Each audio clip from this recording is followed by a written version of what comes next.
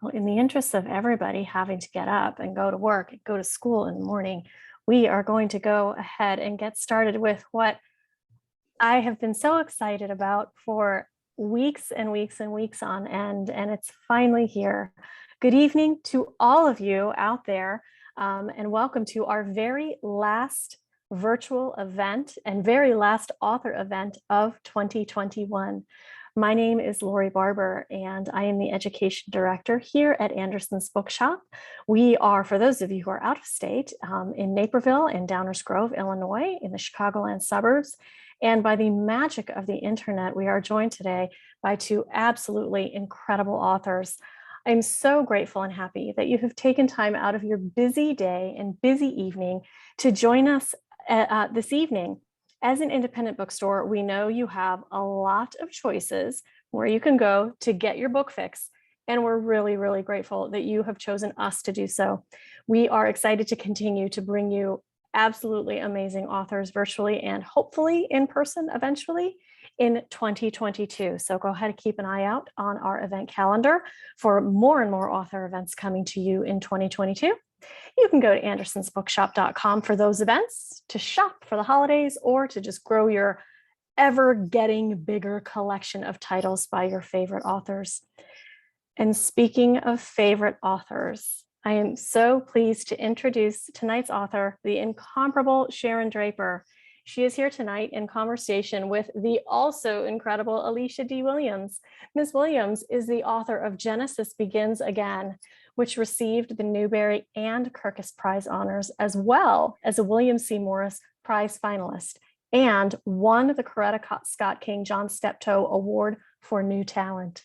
She also debuted a picture book biography, Jump at the Sun, the true life tale of the unstoppable story catcher, Zora Neale Hurston, and then followed up with Shirley Chisholm Dared, the story of the first Black woman in Congress. Alicia shares a passion for storytelling, which stems from conducting school residencies as a master teaching artist of arts integration. Alicia infuses her love for drama, movement, and storytelling to inspire students to write, and she comes to us tonight where she resides in Charlotte, North Carolina. Sharon Draper is a professional educator as well as an accomplished writer. She has been honored as the National Teacher of the Year.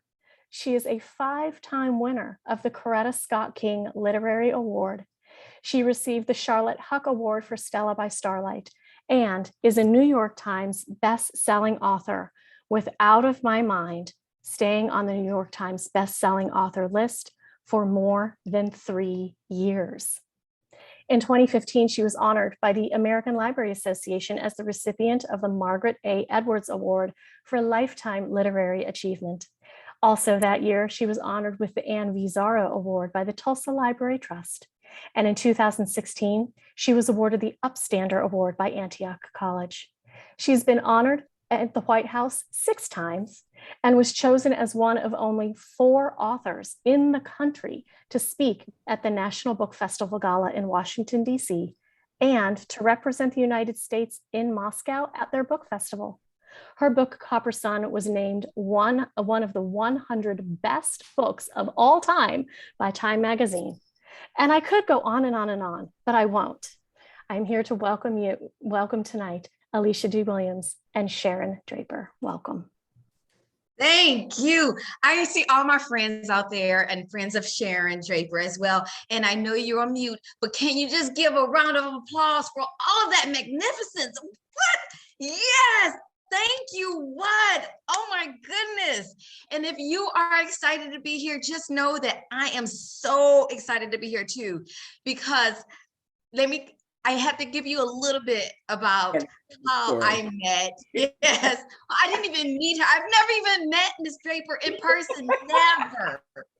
I wrote my first book in 2017, and the editor, we have the same publisher, the same person who, like a teacher who goes through and marks up my manuscript, my story, marks up her story.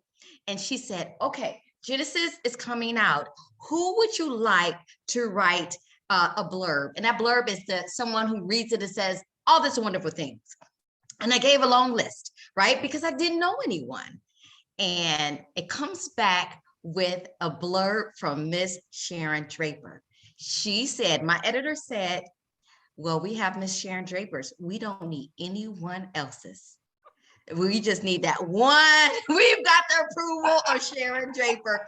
And I tell you, people have read that one blurb on the back of my book and picked it up because of you, Miss Draper. So thank you. Thank you for just being who you are and passing this torch and saying, you know what, let me just grace you with a few words. So now I have the pleasure to be right here in front of you via the Zoom and to talk to you. First of all, let's get this out the way. How are you doing? I'm good. I'm wonderful. I'm excited.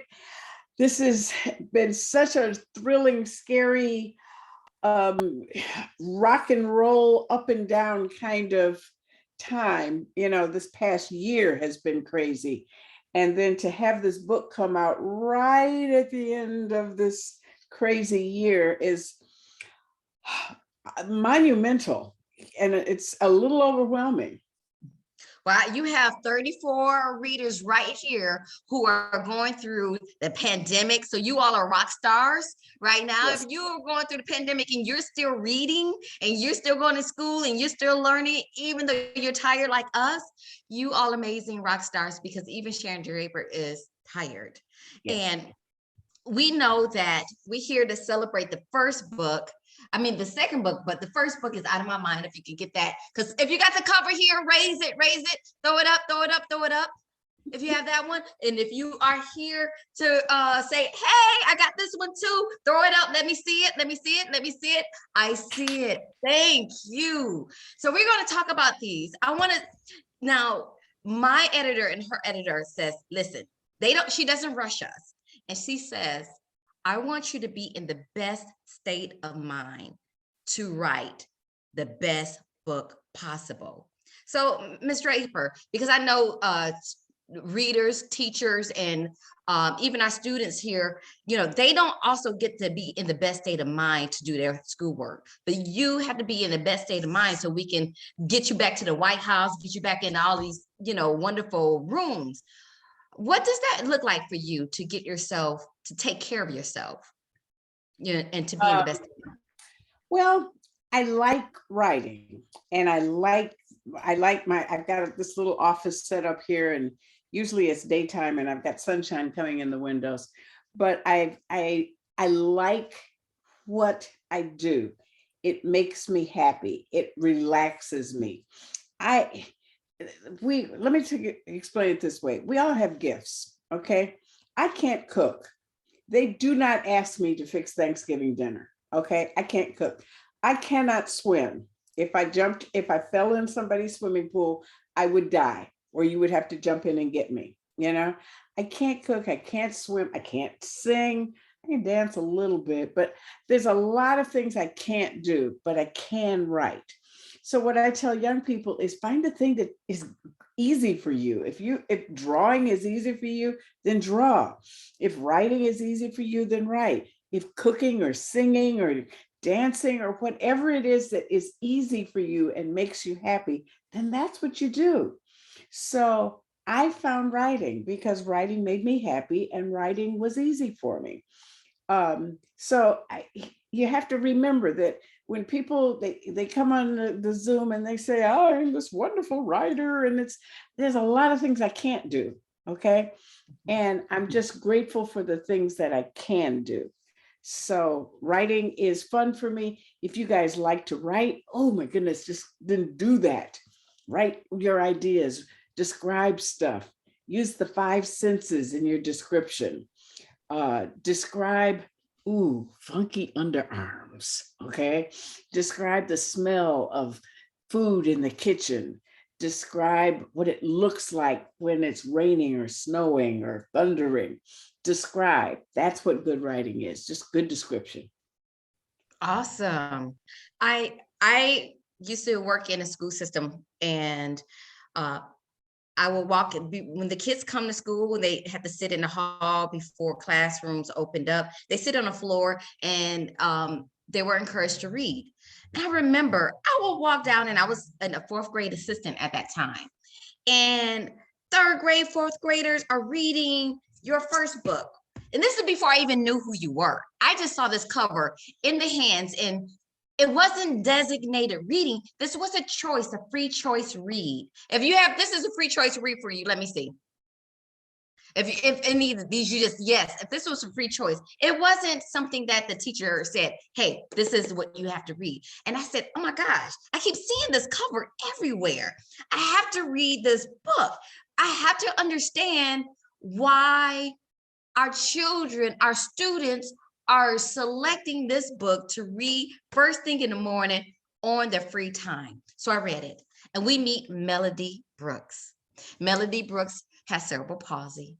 She, when we meet her, she doesn't even have her, is able to communicate. She's frustrated, and it deals with, the lack of being able to show how brilliant you are because of the lack of being able to communicate. So you have these limitations. And also you see her in this room with a special needs room where teachers did not even see Melody or the other students for who they were, and kept dumbing down the lessons. And she got to go to a major classroom, an integrated classroom. And of course, there were some mean people, and there's some really great people. And they all got to see Melody, although it wasn't necessarily always a happy ending, because there were some things that she had to prove herself and, realize what friendship was for her. And then we see Melody coming back again, right? And now we see Melody, her little sister is a little older, in summer camp. I know for me, people kept saying, hey, I love Genesis. What happens next? And I'm thinking, oh, nothing. She's on punishment, right? And the story I told myself, or I continue to try to tell myself, oh, I don't know if I should mess it up. It's great right now. Or, you know what, I don't know the next part yet. What was it? What was the story that you told yourself that prevented you from writing this for so long? Because out of my mind, I thought it was a complete story. It was a girl who couldn't communicate, and she forced everybody to understand that, hey, yes, I can communicate. Yes, I'm smart. Yes, I'm smarter than a lot of you. And she was able to accomplish that. But I kept getting letters. I'm not kidding. I got hundreds and hundreds of letters. What happened to Melody? What happened to Melody? We need to know more about this girl. What happened to her? You ended the story with her being sort of victorious, but what happened? So because we had a year at home, because we had some time, I said, okay, I'm going to send Melody to summer camp. And I'm going to give Melody some friends, because in the first book, she doesn't have any friends, and everybody deserves friends. So I created a whole new situation. I created a summer camp made specially for kids with special needs, and Melody makes friends. That makes me so happy when I can just say that she makes really good friends. And she meets a boy. We're trying to keep it without a lot of spoilers, but I do want to take a moment, because yes, she does meet friends, and she does go to the summer camp, and our readers like Hannah and Reagan and Mrs. Williams and Irene, the whole tribe over there, the Colligan family, I'm sure they want to hear a little bit, hear you with your own words. Okay. All right. This is such a cool summer camp. They get to go horseback riding. They get to go zip lining. I had to go horseback riding so that I could write the horseback chapter, because I couldn't say what it was like to ride a horse unless I had been on one.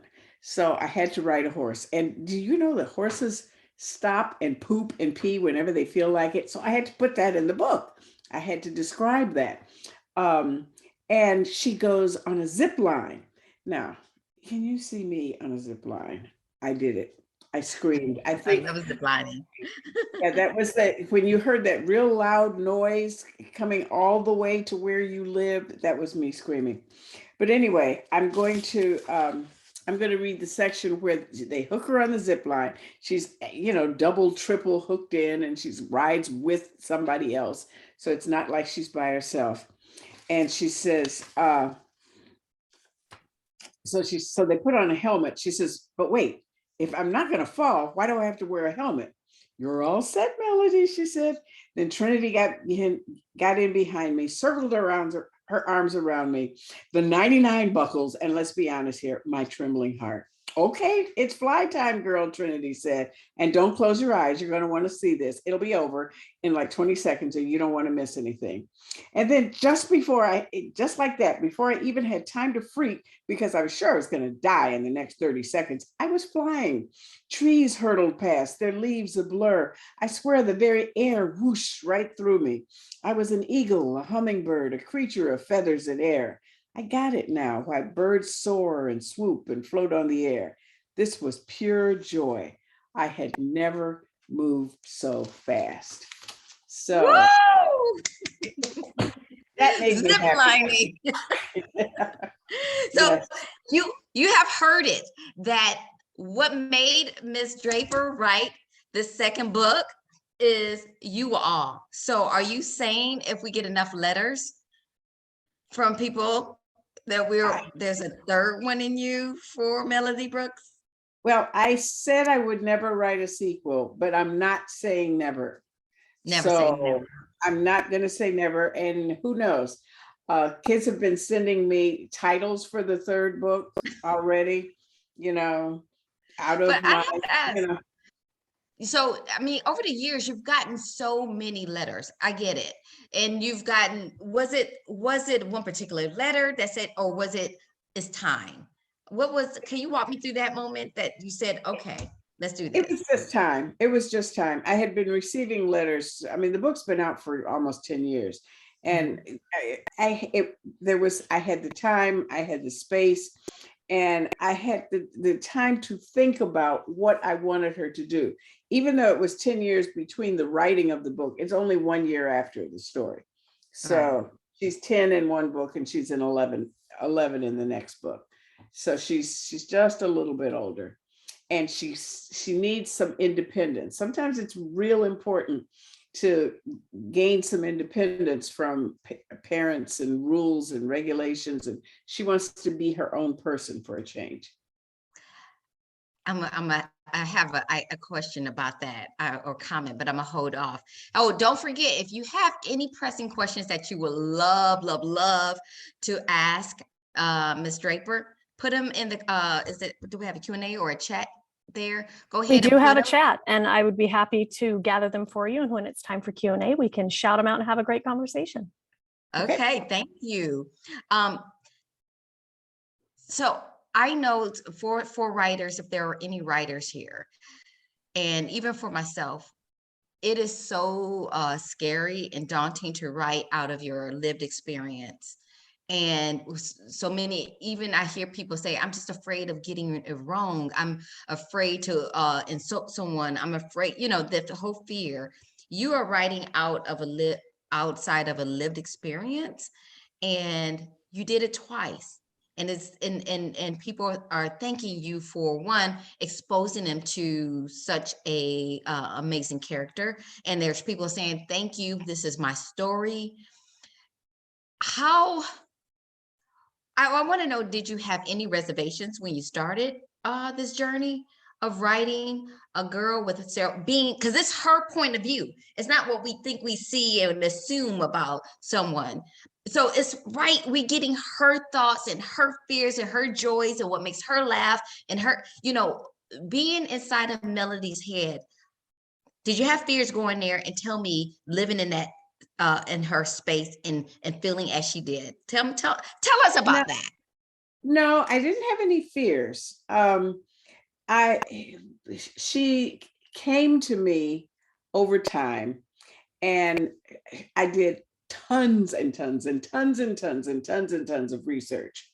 I've talked to young people. When I was a teenager, I had a job working at a summer camp for kids in wheelchairs. Briefly, not long, but long enough to know that you have to go down a hill backwards because you don't go forwards with a wheelchair going like this. You go backwards going down. Just little things like that. So I had some experience. I've got some family members that you know that have some different kinds of conditions. All of us, if you know, all of you who are listening have a grandma or grandpa or somebody who walks with a cane, or you know, and I tell students, I say, if you wear glasses, that means you have a condition because you can't see real good and you need glasses to see real good. So everybody has some sort of condition that they have to use to approach the world. You know, if you're playing basketball and you hurt your leg, and you know, I used to teach 8th grade, and the kids would come in, you know, with sports injuries all the time, you know, and they'd be with the cast and whatever, and the broken arms and the broken legs and that kind of thing.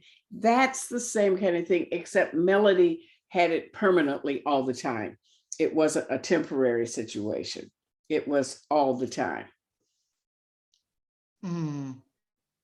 That getting there was just, for me, just reading it, it was one of those things that we always, you know, as writers, we write our stories and we do as much research on the outside, you know, but and they, you know, even actors, if you're somebody that does theater, you know, you have to move, you have to explore, you know, your characters in a way to make it feel real, that, you know, I know that she would jerk. I know that, you know, we observe to make it right. And it just, to me, I was just like, wow, to be in this moment and to be, did you speak to any, and I know you have already watched, you told me that you've already knew people worked, but while you were writing, did you speak closely to anyone that was influencing? Yes, I put a note out one day that said, if you have any of these defining conditions, send me an email. I must have gotten like 5,000 emails in 10 minutes. It was like, boom, boom, boom, boom, boom, boom, boom. I had to cut it off because there were so many people that said, yes, make sure you do this, make sure you mention this, make sure you make me look, you know, don't say anything negative about me. I am completely whole on the inside, and don't, you know, make sure you get it right, was basically what they were telling me. Make sure you get it right.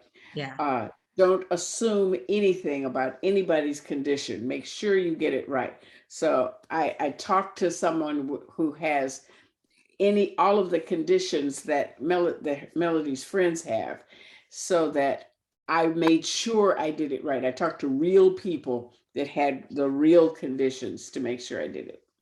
Awesome. Awesome. I, you know, I was excited to read this because over quarantine, I was always watching TV and Netflix and everything. I watched this documentary called Crip Camp.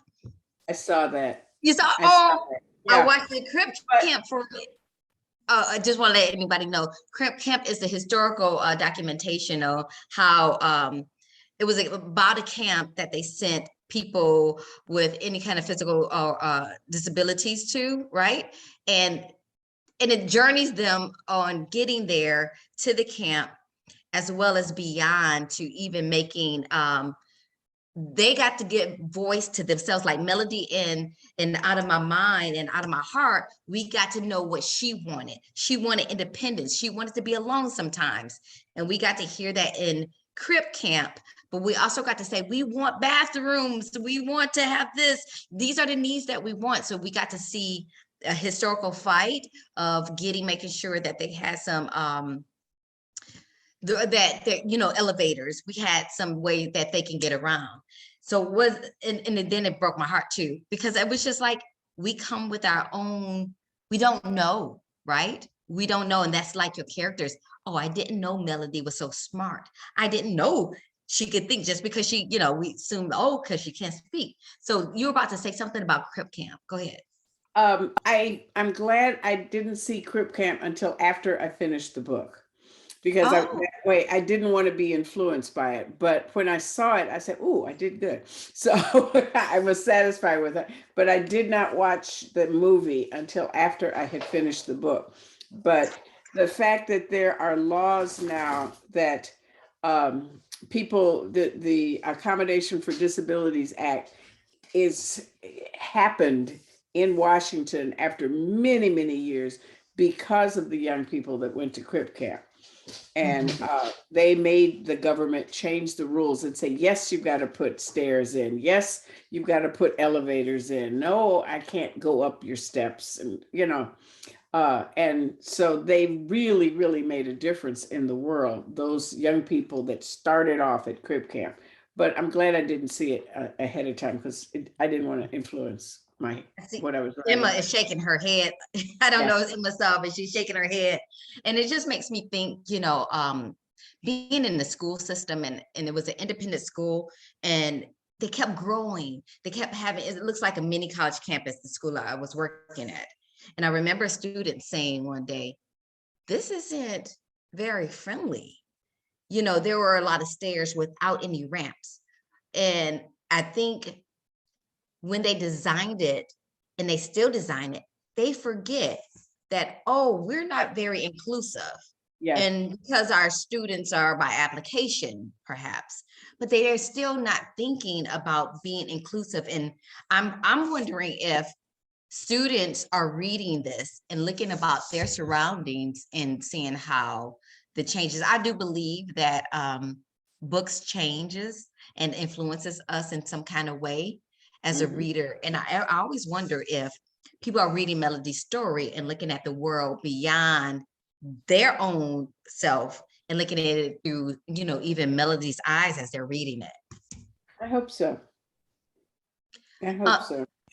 What were you hoping, and my daughter asked this one, what were you hoping to achieve with this message of your book? Did you have hope? I Thank wasn't you. hoping Thank to you, my daughter. achieve it. I was hoping to finish it. No, really, I didn't have it, because I think if you write with a goal like a Sunday school teacher, like, this is what I want you to think. I want you to read it and I want you to come out with whatever conclusion you come out with, because as a reader, you have the power to make your own conclusions. Like, oh, I like that. Oh, I didn't like that. And if all you do is understand what it's like to be just a little bit different, then that's important. Um, Let me read one more little section here. Sure. She's talking to another young man at the camp, and he says, "Do you ever feel annoyed at being in that chair 24/7? I don't mean to be rude or nosy, but I got a walker and I get to around, but you know, that's pretty deep. I just want to know." And so she says, Melody replies, "I didn't even have to think about the answer to his question. I typed out, 'It sucks scissors sometimes.'" He said, "Yeah, I get it." She said, "I'd give anything for people to see me first, not my chair, and do more stuff on my own, like hanging out with my best friend if I had one." And he says, "Well, you got one now." So it's important that we realize that I'm not trying to teach a lesson. I'm just trying to show what it's like to be a person who approaches the world differently, or who has to approach the world just a little bit different, and that you appreciate them just like you appreciate everybody else. Like, hey, okay, you're cool. Mm, that's good. That's a lesson to me. Even I think so many of our teachers are on here because I saw something about who is that?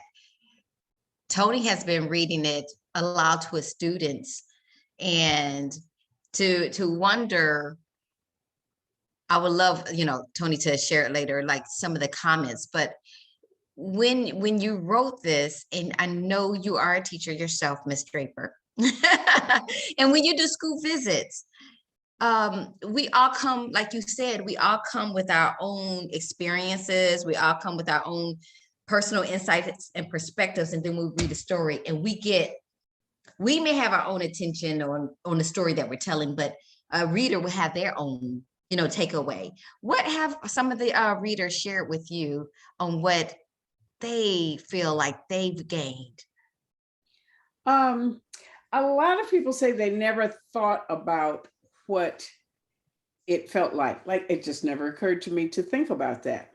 And I tell them, when you're a writer, you have to make people see what you see, feel what you feel, smell what you smell.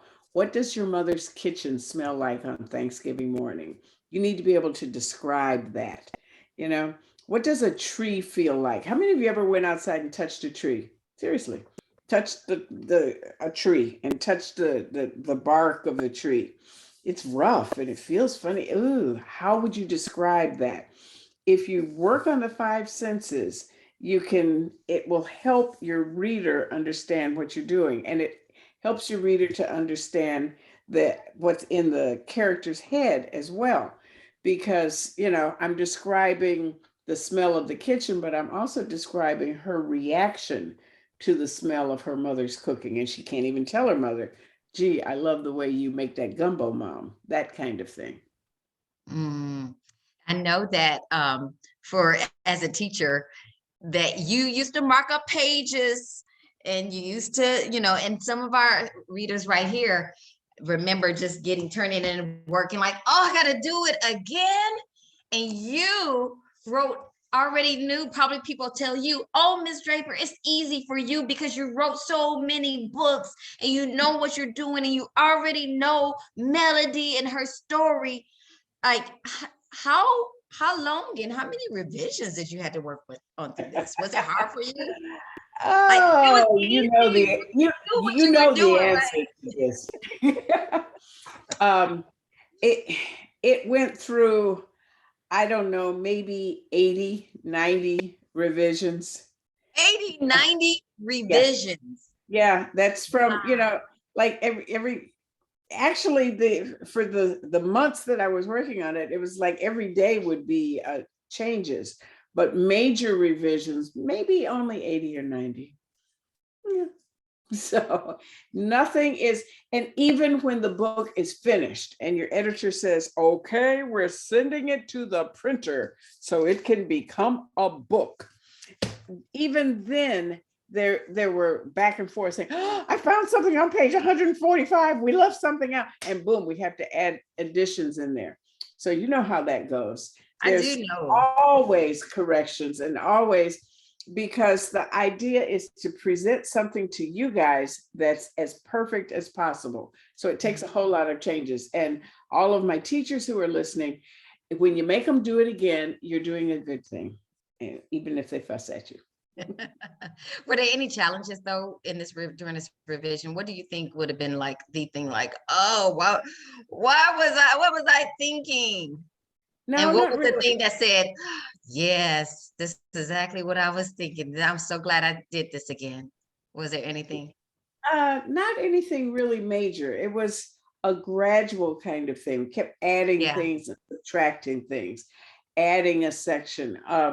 There's a section in there where they play this game called balloon ball. And it's kind of like soccer, and it's kind of like kickball, but it's done with balloons and wheelchairs. And my editor said, we've been researching balloon ball, and we've been trying to find balloon ball and to make sure that you've got the rules and the points system correct. Like it's 5 points for this or 10 points if the balloon goes flying in the air. We can't find your where you found the research on balloon ball. I said, I made it up. She said, what do you mean you made it up? I just made it up. You made up I made up the game of balloon ball. I needed a game, so I made up balloon ball. And they were just, they were surprised that I had created a game. I said, that's for the girl who didn't like gym very much. I think I did a good job of making up a game. Now, I know most people always ask, and I'm going to get this out the way because just in case, where I know that I'll let you answer it. The covers, they're so succinct, I don't know if anybody can see, the covers are so, and they don't have melody, of course. Can you talk about, I know you didn't come up with the idea. We authors don't even get to choose we don't We get to don't. choose our covers. Can you talk about what you love about them and why they work? The out of my mind, the one with the fish on the front, I like that because that fish is jumping out of that bowl like I am out of here. However, if you think about that fish, when he made that decision, he can't go back in that water where it was safe. He had made his leap, and it was like, oh, I wish I hadn't done that. So I think because the fish on the other one was so successful, and the fact that she's at camp and there's lightning bugs and fireflies, and there's not even that many fireflies still left. When I was a little girl, we used to go outside and catch them in jars. Ooh, I see Reagan has one. Yeah, that's And so they put the lightning bugs in the jar, and the whole idea is escaping and going to freedom and flying free. And that's what Melody does. She's kind of learns to fly free. And there is a jar in the story. Ooh, I see the one on the back. Where is it? Yeah. And she learns to fly free. She learns to escape. She learns that she has the power to fly free, even though she's got limitations. I would love to see, and this might be a letter to you from some of our watchers now, if they were to redesign, come up with their own idea, because I know out of my mind, a Melody was trying to tell her mom, that didn't her fish jump out? Mhm. Yeah, and even, here the whole in it was her little sister. It opens up with her little sister catching, fireflies as well. And I love how it has a deeper meaning. For you, I would love if you would think of what that cover would look like for you if you were to design a book cover, because I know we often get that question all the time. And if you have something creative, even in your classroom, if you read it in your classroom, you can get to design your own cover, and we would love to see how different that would be. We do have a few questions, and before I ask that, I do want to give you 2 opportunities. One, is there a question that you're dying to be asked that I didn't ask? No, you did a good job. No, we've covered the covers, the front, the back, the story. Let's let the young people ask the questions Okay. who's got them, because we'll All run out of, right. and I want Yep. them to be Okay. able to ask. Thank you. Thank you, everyone. And we'll bring Lori back on. So we have a few that were sent to me via direct message, but one that I really love from Eli. Mrs. Draper, what is your favorite quality in Melody? Oh, that's a good question. Wow. I think it's determination, because she has to be determined to make it. Her life is difficult, and there's not going to be, she can't go to the hospital and get a magic cure. Her life is going to always be difficult. So her determination to succeed in spite of her limitations, which lets us know that no matter what problems that come to us in life, we can overcome it with the right kind of guidance and help and determination. That's a good question. It's a great question. Similarly on Melody, Eleni would like to know how you thought of her name. Oh, I gave her the name Melody on purpose because she didn't have a very pretty life, and I thought Melody was such a beautiful name, and she liked music and the whole idea of the melodies of music. So I gave her a really pretty name because her life was not very pretty. So I did that on purpose. Love that. Ethan, who is 12, would like to know what types of books you like to read. I I like mysteries. I like a book where I don't know who was the bad guy, and they end up, often several of the books that I've read are books about you know, the lovely lady doctor who it gets captured by the bad guy who's, you know, gonna take out her heart, but she's saved at the very last minute before they do open heart surgery, that kind of thing. Just silly mysteries. Wonderful to read though, fun. Alexa wanted me to share with you that Out of My Mind is her absolute favorite book. And she's reading Out of My Heart now. And she's also very curious as to why you have Post-its in your book. Oh, that's a good question, because Post-its let me know where the good parts are. And I have a lot of Post-its, but if I want to read a section and somebody asks me a question about Balloon Ball, I can go right to it. Or if I have a question of right here where she first meets Noah, or right here, this is the horse section where she goes riding on the horse. And so I have little words written on the side here. This is the horse section, so I can find it, because otherwise it would take me too long. But this makes a book feel loved for me. The fact that it's tabbed, that means it's loved and I know where all the good parts are. Mrs. Williams, no relation, I don't think, maybe, is very, very excited that Blended, which is another one of your books, and it's such a great book. If you haven't read Blended yet, you have to also, oh, there it is. Someone's holding it up. Bryson is holding up Blended. So it's on the Illinois Blue STEM list this year. How excited are you when you see your books on different reading lists? Her kids are really excited to read it in her class. It gives me like chill bumps. It's really exciting because I was a teacher. When I see my books being used in classrooms, that just makes me super, super happy. So I love that when, you know, the state list and the local list and you know, the library list. So that makes me really happy.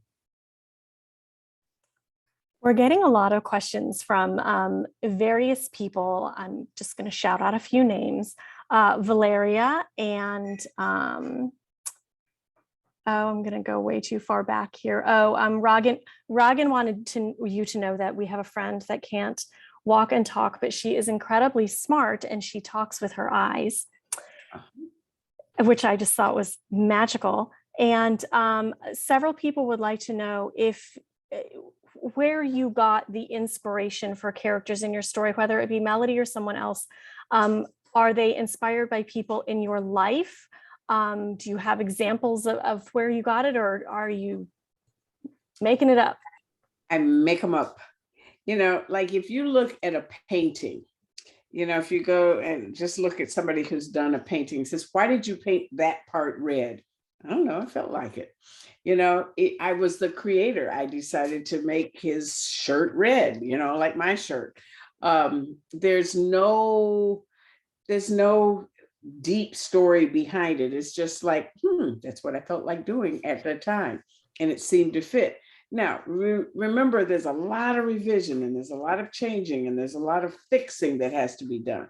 But the basic storyline and what, you know, is kind of up to me. And I have fun watching the character develop, but I don't know ahead of time what I'm going to do it. And it's not about anybody that I know. Love that. Bryson wanted to share that they got Out of My Mind from you after reading Blended and wanted to say thank you. Allison would like to know if you have plans to write more historical fiction. I would like to write a book about Egypt. I went to Egypt and I said, oh my goodness, I have to write a story about a girl hiding in the pyramids. I just have to do that. So, but I have to go back to Egypt for research. And I haven't had a chance to go back yet. But I want to write that book about the girl who lives in ancient Egypt and gets caught in the pyramids. Absolutely.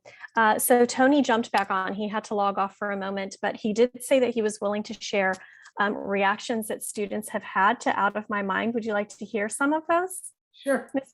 Draper, Tony, if you would be willing to share, and you're unmuted, so go ahead. Yes, I am. Well, first I want to thank you for your time. You have about 10 students from my third grade classroom online with you right now. That's so cool. that's the impact that your book has had. And this isn't just this year, but I can tell you that I've read this book for at least 5 or 6 years now. And I've read it as a choice. So students in my classroom, we expand our horizons with genres. We just, with my read aloud, they get a chance to choose. And every month that I come to realistic fiction, yours is top choice. I'll give them other choices. I mean, there are other choices that, are meaningful just as well. And they always come back to this. And it's that book blurb. And so the reactions that I think you'll find, and I know you talked about those goosebumps. I can imagine. I didn't even know that you were a teacher in your past. And I think that's very empowering. The reaction that you get from these kids is one of perspective. It gives these kids an opportunity to think of their daily lives and the things that they face. And it gives us an idea of what are true problems, big problems, small problems, like we focus on in the classroom. And that really is the biggest takeaway that I've had. I've seen that the kids embrace others much more than they would have they not read this book. And it gives me a lot of confidence to say that to you, that your book empowers my students for years and years. And the fact that, they all wanted this book. We were from Oswego, Illinois. And so I've checked out as many books as I possibly can from the Oswego library, and they all wanted it. My copy actually right now is with a student. So I'm sorry, I only got 6 chapters into the new one, but when you have students who really want to read it, I'm giving it. So I can't wait to pick up the signed copy from Anderson's. Okay, well, I signed a zillion of them. If you need more signed copies, just let me know. Talk to Lori, and I my pen and my hand is available. So if you I need appreciate you. Thank you so much. Okay.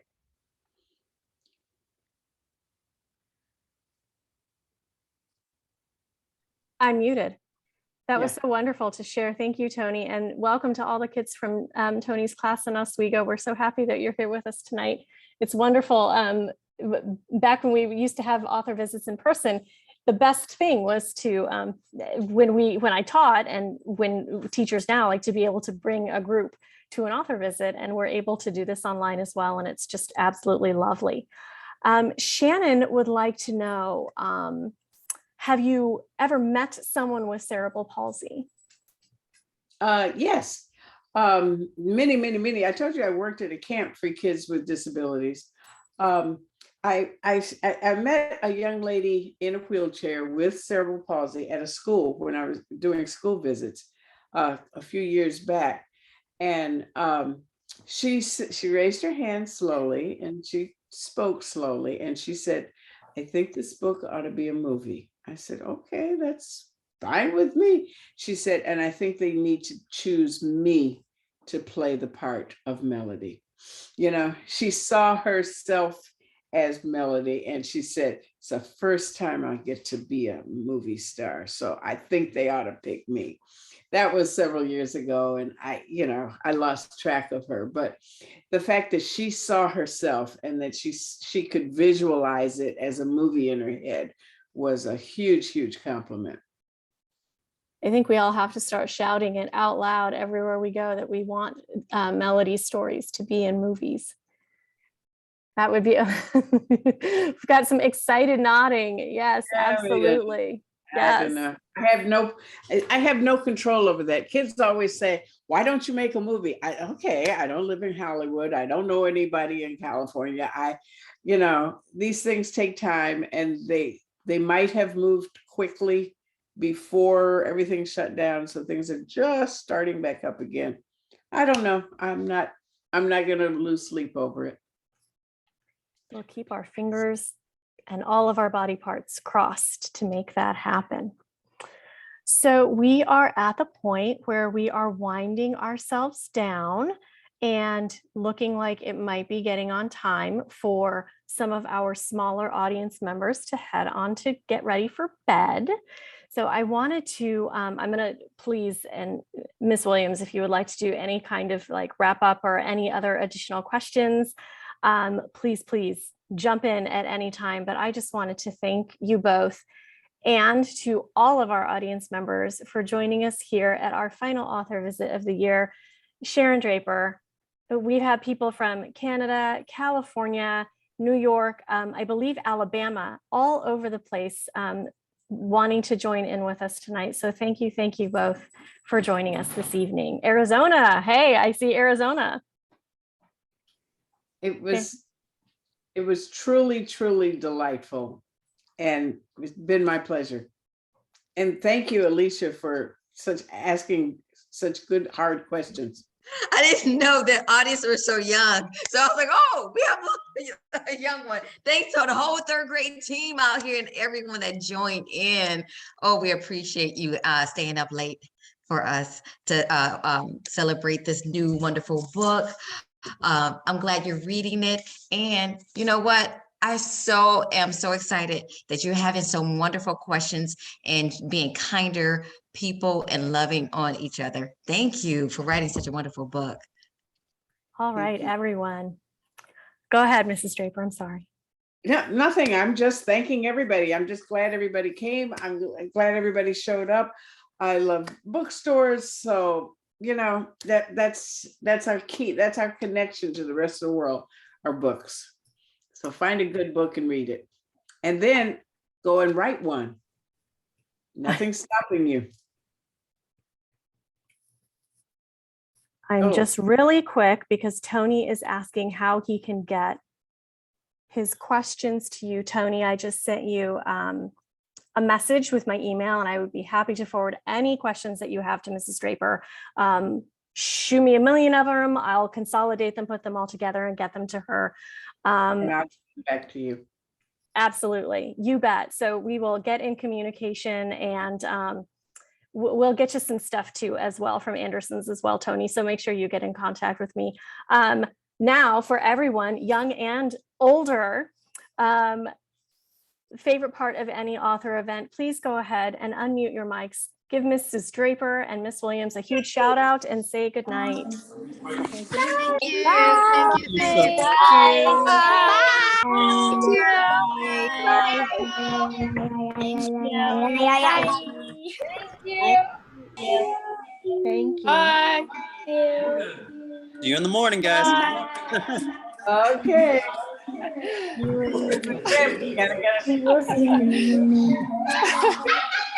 All right. Good night, everybody. Have a great night. Okay, good Bye. night. Thank you. Bye.